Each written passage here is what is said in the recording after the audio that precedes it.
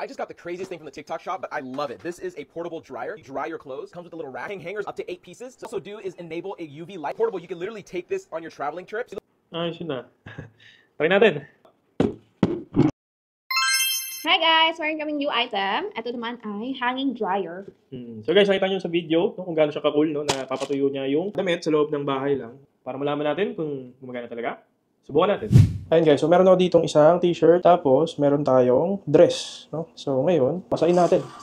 Siyempre, pag nilalaban, basang-basa. No? Testingin natin kung matutuyo siya doon sa dryer natin. Ayan, so basang-basa na siya guys. Gagawin ko, pipigayin ko lang. Testingin natin. Pakita ko sa inyo mamaya. Ayan, so basa na siya guys. Tapos napiga ko na rin siya, kunti na lang yung tulo. No? Ayan, so siguro pwede na to doon. I-try doon sa loob ng hanging dryer. So sa loob guys, may sabitan.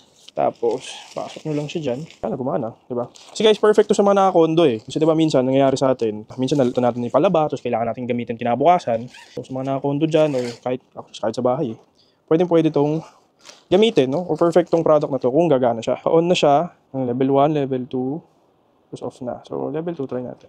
Ayan. So, naririnig ko na guys na, ayan. Tingnan nyo guys, no? Lumulobo siya. Ayan. So, may hangin na sa loob. Medyo mainit yung hangin na buga, naramdaman ko. So, balikan natin mamaya. Malaman natin kung effective siya. Ayan guys, no? So, sinit namin to kanina. 90 minutes, no? Nung iniwan natin. 2 minutes remaining na lang. So, tignan natin kung tuyo na siya. Op. So, tumigil na siya. Tignan natin. Kung natuyo. Init ha. Uy! Ang galing. Oh, parang dryer sa laundry. Ay, kasi yung baba. Yung baba. Kulang lang siguro. Kasi dress eh. Kasi ano to eh, 90 minutes. So may option naman ng 180 minutes. Tuyo na to. Ayan. Pero yung baba, medyo ano pa, basa pa. So siguro, kailangan mo lang siguro isagad ng 180 minutes. Kasi yung baba na lang talaga yung basa. Para tuyong-tuyo siya. Maganda yung product, guys. Ayun guys, para sa product naman na to, dahil iniwan nga namin sa taas para matuyo pa yung damit namin. Kasi para sa akin, very effective naman siya. Natutuyo naman niya indoor. So dito naman, hindi naman din siya nag-amoy kulob. Napatuyo niya ng maayos yung damit namin. Which is yun talaga yung dapat na gawa nitong product na to. So para sa amin, it's a buy.